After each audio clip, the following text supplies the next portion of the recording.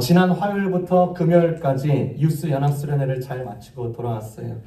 정말로 너무나 감사했습니다. 특히 저희 교회 유스 학생들은 참석했던 유스 학생들은 이것이 처음이었습니다. 예전에는 했었지만 오랫동안 못했던 거예요. 그래서 더욱 감사한 것이죠. 제가 그곳에 참석하면서 제가 유스 때, 제가 학생 때가 생각이 났습니다.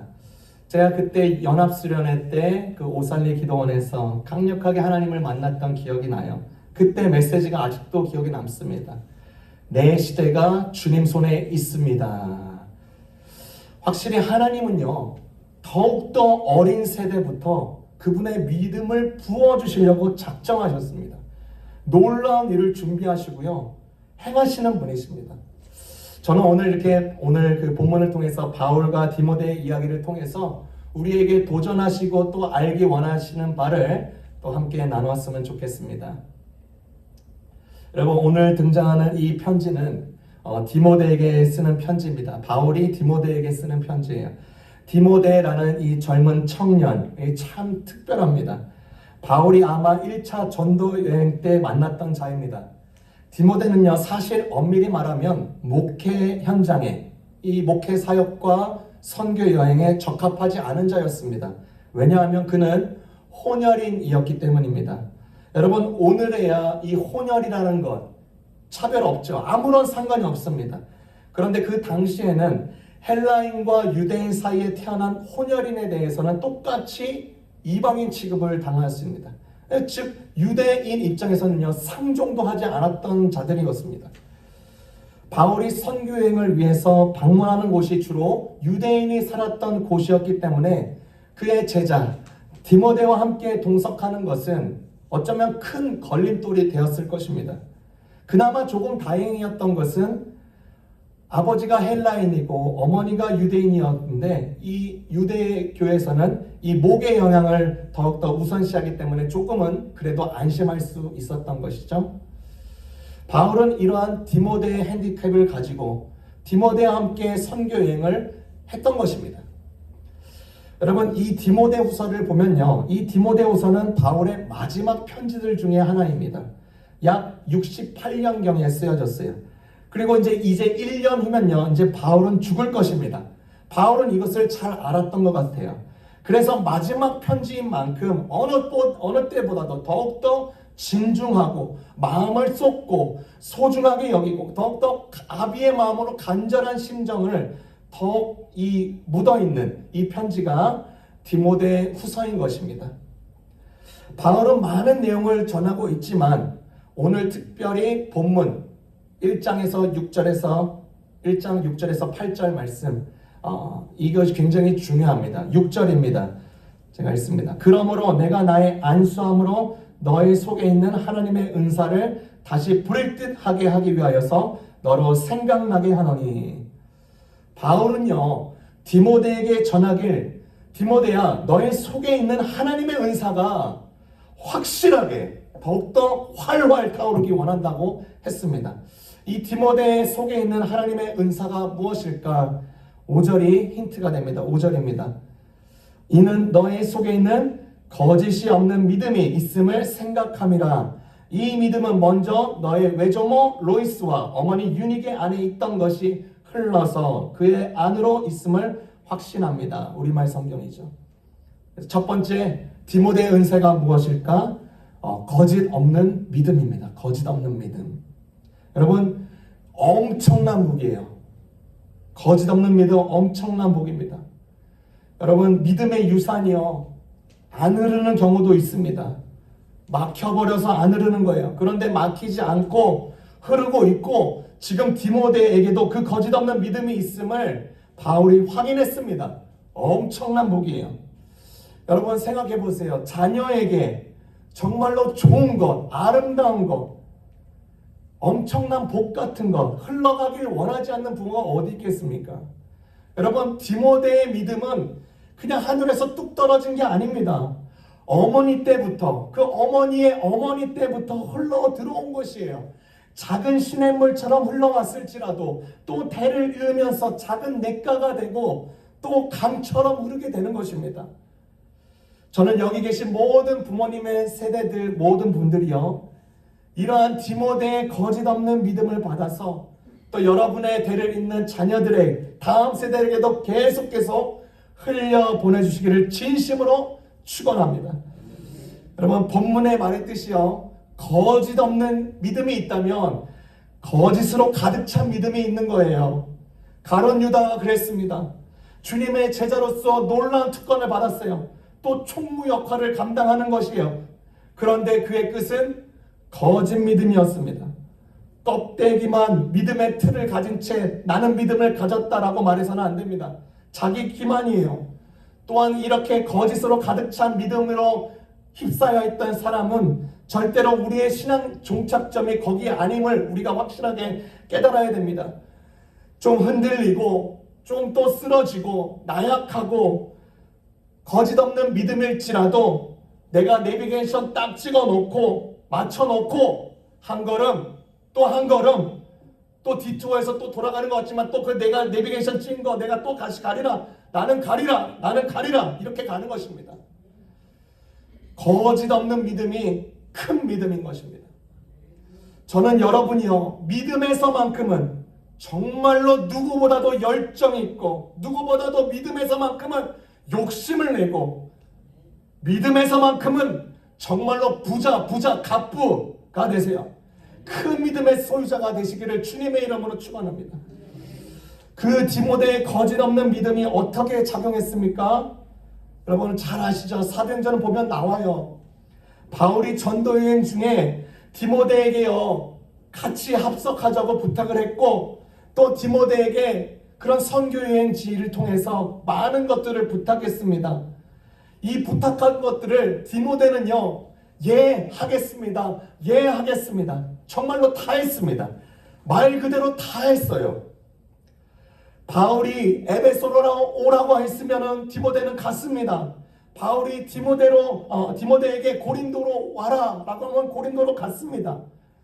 심지어 유대인들을 대상으로 하는 그 사역을 잘 감당하기 위해서 복음을 훼손시키는 게 아니라 복음 이 전파가 더욱더 빠르게 진행되기 위하여서 또 그것이 걸림돌이 되지 않기 위하여서 디모데에게 어떤 일까지 부탁해요? 할례까지도 너는 했으면 좋겠다. 디모데는 할례 받을 필요가 없었어요. 예루살렘 총회에서 야고보 총회장에게 이미 공문서 다 받았습니다. 예수 그리스도를 믿는 자라면 이제 할례 할 필요 없어. 그런데 디모데에게 할례를 받으라고 하는 거예요. 왜요? 이 복음 사역을 빨리빨리 지체시키지 않고 그것 때문에 작은 문구들이 잡혀서 걸림돌 되지 않기 위해서 구원과는 아무런 상관없이 빨리 복음 전파가 되기 위해서 디모데야 너 할례를 받았으면 좋겠다. 여러분 할례 받는 입장 바울이 아니라 디모데인 것입니다. 왜 나한테 그래요? 왜 그렇게 그거 필요 없다고 그랬잖아요. 그렇게 따질 수도 있어요. 그런데 디모데는 할례까지도 받았습니다. 대단한 것이죠. 바울이 감옥에서 지낼 때 추웠기 때문에 디모데야 겉옷 좀 가지고 와라. 그것을 또 전달해 주러 갑니다. 그때 교통시설이 어디 있어요? 걸어서 가는 거예요. 걷다 보면 강도의 위협이 있습니다. 자기의 목숨을 부지 못할 수도 있어요. 광야라서 저녁 되면 엄청난 그 낮은 온도를 추위를 견뎌야 됐습니다. 그래도 가는 것이 진짜 말 그대로 바울이 하는 말에 그저 yes 라고 응답했습니다. 어떻게 이런 일이 가능할까? 디모데는 잘 알았습니다. 바울 선생의 말을 따르는 것이 바울 선생의 뜻을 세우는 것이 아니라 누구요? 하나님의 뜻을 세우는 것이라고 확신했기 때문에 다 했어요. 그래서 하나님은 이 디모데를 중심을 하시고 정말로 놀라운 큰 복의 통로로 삼아주셨습니다. 어떻게 확인할 수 있죠? 제2차 전도여행에서요. 제2차 전도여행에서 바울은 신라와 함께 제1차 전도여행지였던 그곳을 다시 한번 재탐방해서 그들이 믿음 안에서 또 신앙 안에서 잘 자라고 있는지 다시 한번 점검하고 또 업그레이드 할 부분 또 수정해야 될 부분들 그런 것들을 하길 원했습니다. 그런데 도무지 무슨 이유인지 몰라도 그렇게 써있죠. 길이 다 막혀버리는 거예요. 길이 막히니까 북쪽으로 가보고, 그런데 또 길이 막히니까 어떻게 해야 될지. 그런데 디모데와 함께 사역하면서 헬라 문화권인 마게도니아로 그 성령께서 그곳을 문을 열어주십니다. 마게도니아는 헬라 문화권이 시작되는 그 관문과도 같은 곳이에요. 그곳에 누가 같이 가요? 디모데와 같이 갑니다. 디모데의 아버지가 누구죠? 헬라인입니다.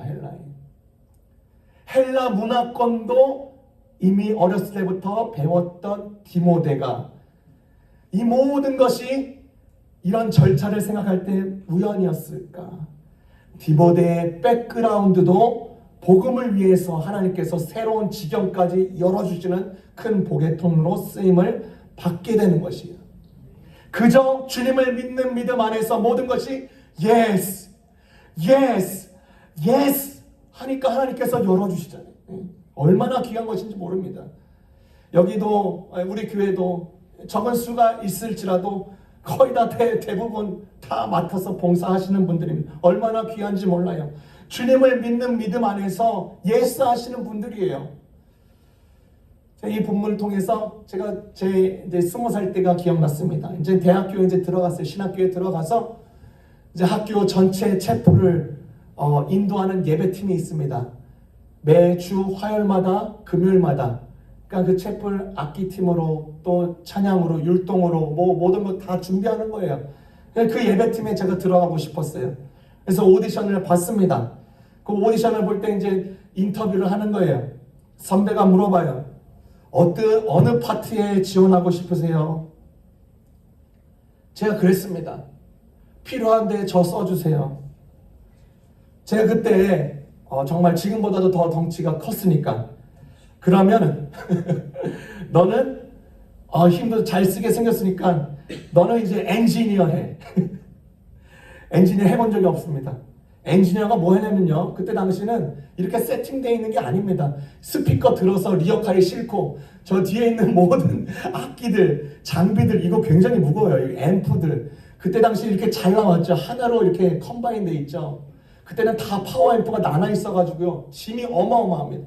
그때 차가 어디 있어요? 학교 리어카 빌려가지고 거기다 실어가지고 저기 본관에서부터 채플장까지 이동해서 또 라이브 케이블 엔지니어 하는 거예요. 그러면서 모르니까 또 선배한테 배우고 또 하다 보니까 실력도 느는 거예요. 그 다음에 야 문아, 우리 베이스가 필요해. 베이스 기타 플레이어가 필요해. 알겠습니다. 베이스 하겠습니다. 베이스 기타 치는 거예요. 베이스 기타 치면서 또 배우고 또 늘고 실력 늘고 또 그 다음에 문화 우리 키보드가 그래요. 근데 키보드는 제가 했으니까 키보드 하는 거예요.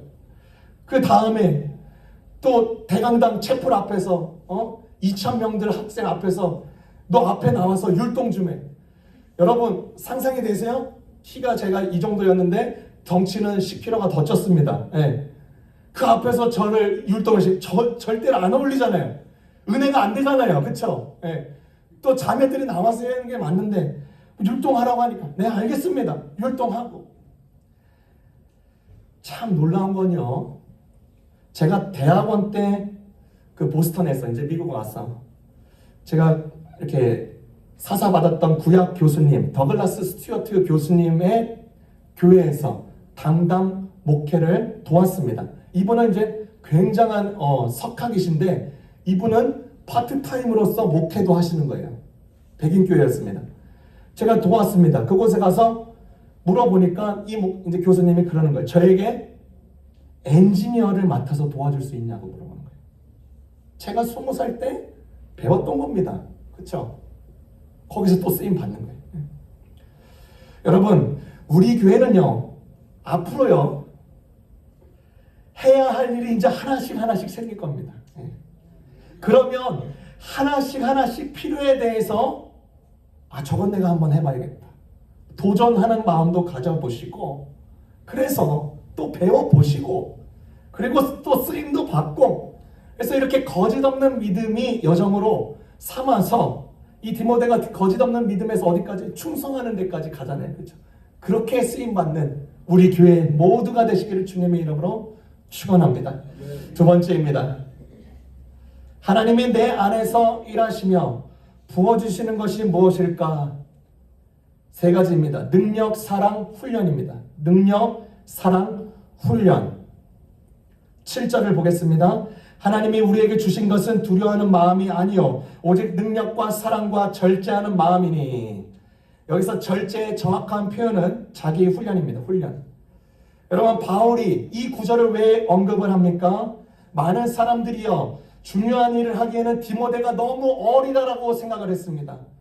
목회와 사역에 대해서 나이 때문에 그리고 사람들의 선입견 때문에 두려워하지 말라는 권면을 지금 쓰고 있는 거예요. 그러한 맥락에서 바울은 디모데에게 더욱더 중요한 일들을 맡겼습니다. 이 구절은 즉 사람들이 생각하는 기준, 내가 생각하는 기준에 대해서 사로잡히지 말라는 뜻입니다. 하나님은 오히려 그분의 일들을 감당할 능력과 사랑과 훈련을 통해서 그분의 일을 이루신다라고 격려하고 있는 것입니다. 제가 이번에 지난 화요일부터 금요일까지 유스 리트릿을 다녀왔습니다. 학생들 4명을 데리고 또 저희 가족과 함께 갔습니다. 참 감사했습니다. 거의 180명, 200명이 이제 모여서 함께 그 행사를 진행하는 것이죠. 이를 위해서 메릴랜드의 연합된 교회들이 정말로 많은 일들을 해주셨고, 특별히 새서망교회 스태프들과 학부모와 또 교회 팀들은요, 이 유스 스트릿을 위해서 한 달간 기도를, 중보 기도를 했습니다. 하나님, 이 어린 아이들을 하나님 만나주시고 정말 어려서부터 이 디모데와 같은 믿음, 거짓 없는 믿음으로 계속 충만할 수 있도록. 그러니까 제가 도착해서 보니까 벌써 영적인 힘이 느껴지는 거예요. 각오와 집중이 달라지는 것입니다.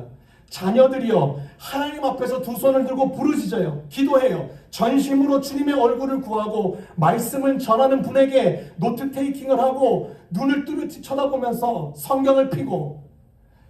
여러분 생각해 보세요. 아이들 폰을 5분 동안 안 보면 어쩔 줄 몰라 하는 시대입니다. 그런데 폰을 다 걷어서 이 기간 동안은 폰 못 써. 다 걷어서 정해진 일정에 따라서 성경과 그 부클릿만 허용되는 거예요. 성경을 펴고 읽고 찾아보고, 그쵸? 그 모습을 한번 그려보세요. 얼마나 아름다운지요. 얼마나 아름다운지. 훈련입니다. 훈련. 어렸을 때 이런 훈련 받는 거 굉장한 복이에요. 300불 회비냈는데 제가 볼 때 3만 불, 5만 불 가치가 있었던 유스그룹이었어요. 정말로 그 정도로. 나이와 전혀 상관이 없는 거예요.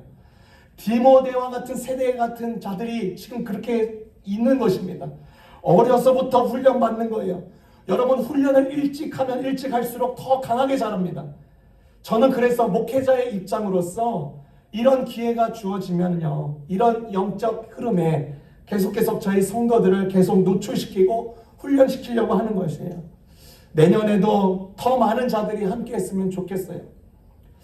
말씀이 끝나고 이제 합심으로 기도하는 시간을 갖는데 다 일어나서 이제 손을 들고 깜짝 놀랐습니다. 제 옆에 딸 이나 씨가 시키지도 않았는데 두 손을 들고 기도하고 있는 거예요.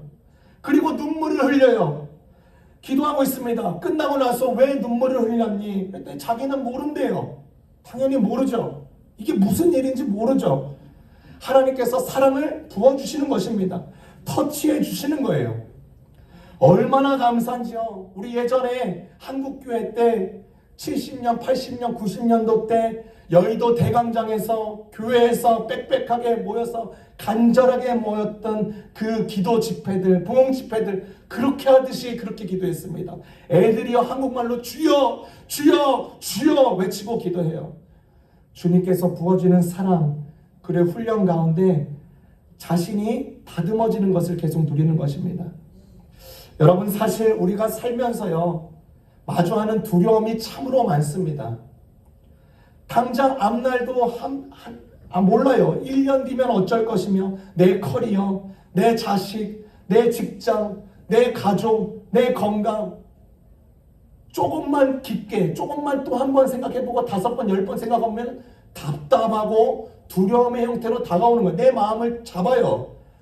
미리 알면 그래도 조금 더 덜 불안할 텐데 우리 인생길은 정말로 한치 앞을 모릅니다. 그렇기 때문에 두려워할 수밖에 없습니다. 성격적으로도요, 그런 두려움의 사이클에 거하면 예민해지는 경우가 많습니다. 뭐 하나 골똘히 생각하면 또 생각에 꼬리를 물고 잠도 못 자고 다른 것으로 해결하려고 하고 또 그러다 보니까 중독 현상도 일어나고 이 모든 것이 아주 작은 두려움으로부터 시작되는 것입니다. 저희가 수련의 마지막 날 오전에 예배를 마치고 간증하는 시간을 가졌습니다. 그러니까 간증하는 학생들 아무나 나와서 간증해. 이제 오픈 마이크 하나 놓고 아무나 자유롭게. 강제가 아니었습니다. 그들의 간증을 들었는데요, 정말로 두려움에 휩싸인 아이들이 굉장히 많았습니다. 어림에도 불구하고요. 어느 자매 한 학생은 나와서 자신이 여기 수련회 오기 전에 너무나 큰 우울증으로 인해서 자살까지도 생각하면서 진짜 자살하려고 그랬어요. 그런데 어떻게 보니까 여기 와 있는 자기도 모르겠대요. 첫째 날은 그냥 넘어갔는데 둘째 날부터 뭔지 모를 힘이 자신을 뒤덮는 거예요. 그리고 마음이 조금씩 실타래가 풀리기 시작하는 것입니다. 자기 자신을 보니까 놀라는 거예요. 눈을 뜨고 찬양을 하고 기도하고 말씀에 반응하고 그러면서 그 자매가 말하기를 저는요 앞으로 심리 상담자가 되고 싶습니다. 제가 겪었던 지금 이 아픔처럼 겪는 자들을 제가 도와주고 싶어요. 이 고백이 바뀌더라고요. 왜요? 하나님이 능력을 부어주는 거예요. 하나님께서 두려움이 아니라 능력으로 세워주고 계시는 것입니다.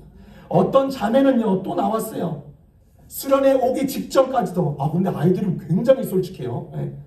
아버지를 미워했다고 합니다. 아버지를 그냥 미워하는 정도가 아니라 빨리 죽어버려서 빨리 지옥에 갔으면 좋겠다고 말했습니다. 그 정도예요. 진짜 그 마음으로 가득 찼는데 예배 드릴 때마다 이 돌 같은 마음이 녹아지면서 부서지기 시작하는 거예요. 그리고 아버지가 굉장히 불쌍하게 여겨지더래요. 미움과 증오로 인해서 앞으로 이 아버지가 어떻게 더 살아가란 말인가 이 두려움으로 가득 찼는데 아버지가 불쌍해 보이기 시작하면서 품는 마음까지 생겨요. 그러면서 그 자가 고백하기를 아버지가 꼭 예수님을 믿고 구원받았으면 좋겠습니다 라고 그렇게 간증을 했어요. 어떤 형제는요 나와서 간증하는데 자신은 이런 수련회가 지금 벌써 6번째라는 것이에요. 매번 수련회를 할 때마다는 믿음을 가지고 영적으로 괜찮았는데 또 일상으로 돌아가면 제자리만 반복하는 자신의 모습 때문에 두렵다는 것이에요. 굉장히 솔직하게 말한 거죠. 여러분 그렇지 않습니까? 수련회 때 받았던 그 은혜로 신앙생활 1년 때워서는 안 되는 것입니다. 혼동해서는 안 돼요. 수련회 때 받은 은혜를 기초 삼아서 더욱더 치고 나가도록 그 일상에서도 가는 것입니다. 그런데 이 형제가 이제 자식이 자신을 너무 잘 아는 거예요. 이제 구체적인 적용을 하겠다는 거예요. 자신의 어머니가 믿음의 어머니이기 때문에 어머니와 함께 기도하면서 누나를 위해서 기도하고 평상시에 믿음 생활의 패턴을 위해서 10분간 20분간 훈련하겠다는 것입니다. 하나님께서 충분히 극복하시겠다는 능력을 그 형제에게 부어주시는 거예요. 저는요 저를 포함해서요 우리 모두가 가지고 있는 각가지 두려움의 형태가 다를 수 있습니다. 자주 일어나든 일어나지 않든 적은 모습이든 크든 건강이 될 수 있고 관계가 될 수 있고 직장이 될 수 있고 그런데 그런 두려움을 밟고 일어나서 하나님의 능력이 드러나고 주님의 사랑이 얼마나 강력하고 안전함이 드러나고 또 훈련되어서 다시금 계속 치고 나가는 성도의 삶 되시기를 주님의 이름으로 축원합니다. 마지막입니다. 주와 함께 고난을 받으라. 주와 함께 고난을 받으라. 8절입니다. 그러므로 그대는 우리 주를 증언하는 일이나 주를 위해서 내가 죄수된 것을 부끄러워하지 말고 하나님의 능력으로 복음을 위해서 고난을 받으라. 여러분 그 고난이라는 글자 쓰기 전에 어떤 단어가 들어갔으면 좋겠습니까? 그렇죠? 주와 함께 큰 복을 받아라. 주와 함께 큰 은혜를 받아라. 주와 함께 치유를 받아라. 주와 함께 값진 열매를 받아라. 주와 함께 더 큰 믿음을 받아라. 그런 단어가 왔으면 더 좋겠어요. 그렇죠? 뭐래요? 주와 함께 고난을 받으라. 주님을 증언하는 자가 증인입니다. 그렇죠? 증인은 증언하는 자입니다. 증인은 증언만 해야 돼요. 증언해야 됩니다. 그런데 이 당시 때는 주님을 증언하는 게 그렇게 쉽지가 않았습니다. 오늘날처럼 개인의 신앙을 보호해주는 장치가 없었어요. 사회적으로 국가적으로 핍박이 있었습니다. 직간접적으로 벌써 그냥 순식간에 당하는 것입니다. 오히려 주님을 따르고 주님을 위해서 살면 살수록 고난 덩어리가 찾아오게 되는 것입니다. 그래서 예수님께서도 말씀하셨어요. 이제 제자들에게 지상 대명령, 그레이트 커미션을 주고 믿는 자들이 이 세상에서 그들이 환난을 겪을 것이라고 했습니다. 그들의 제자들이 만난 문제는 예수님 안에 있었다고 해서 사라지기는커녕 더욱더 커졌습니다. 예수님을 사랑했음에도 불구하고, 사랑함에도 불구하고가 아니라 예수님을 사랑하기 때문에 온갖 악을 만나서 핍박을 당하고 모함을 받고 심지어 죽음까지도 당했습니다. 그러하기 때문에 예수님에 대해서, 예수님의 복음에 대해서 부끄러워하고 피하고 위증을 하는 것보다 그렇게 하는 게 더욱더 현명해 보이고 센스 있어 보이고 인생 제법 잘 사는 것 같고 그래 보이는 것입니다. 여러분, 한국에 이제 온갖 뉴스로 덮여있는 최상병 사건 있죠. 군대에서는, 우리가 잘 알다시피 군대에서는요, 통계적으로 나타나지 않는 사망 사건이 참으로 많습니다. 충분히 일어날 수 있는 사건으로도 이렇게 보는 것이죠. 그런데 엄밀히 말하면 부득이하게 나타난 사고로 죽인 것과 고의적으로 발생한 사건은 다른 것이죠. 그래서 이것을 분명하게 가리기 위해서 증인들로 온 사람들을 이렇게 청문회에 불러들인 것입니다. 그리고 나서 반드시 거쳐야 되는 게 증인선서입니다. 그런데 이들이 증인선서를 거부해요. 왜 거부합니까? 바른 말을 하기 싫어서입니다. 바른 말을 하면 당장 옷 벗어야 됩니다. 바른 말을 피해서 고난을 피하려고 하는 것입니다. 바른 말을 하면 자기가 쌓은 명성이 다 허물어지는 것입니다. 먼지처럼 살아가져 버리는 것. 고난 중에 고난인 것입니다. 박대령 씨는요, 바른 말에서 옷을 벌써 벗었습니다. 이 고난을 피하기 위해서 어떤 자들은 증인 선서를 거부했어요. 여러분, 믿는 자도 똑같아요. 믿는 자들은요, 예수님의 증인으로 부름을 받은 것입니다. 증언하는 자입니다. 우리의 믿음의 선배들이 했던 것, 선조들이 했던 것, 그런 증언들에 대해서 부끄러워해서는 안 됩니다. 바른 진리의 말을 해야 됩니다. 그 말대로 살아야 되는 것입니다. 그러면 고난이 해결되는가?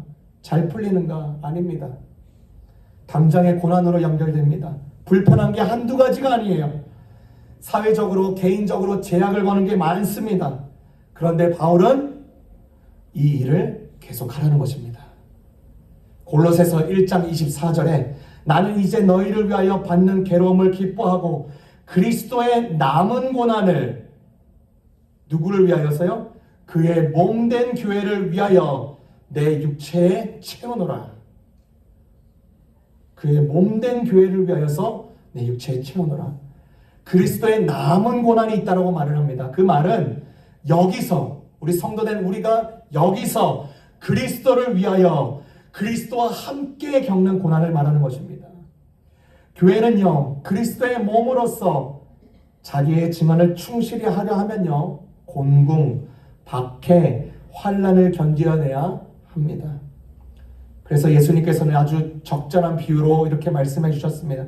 제자들을 파송하실 때에 너희는 내가 이리 가운데 보내는 양 같다라고 말씀하셨습니다.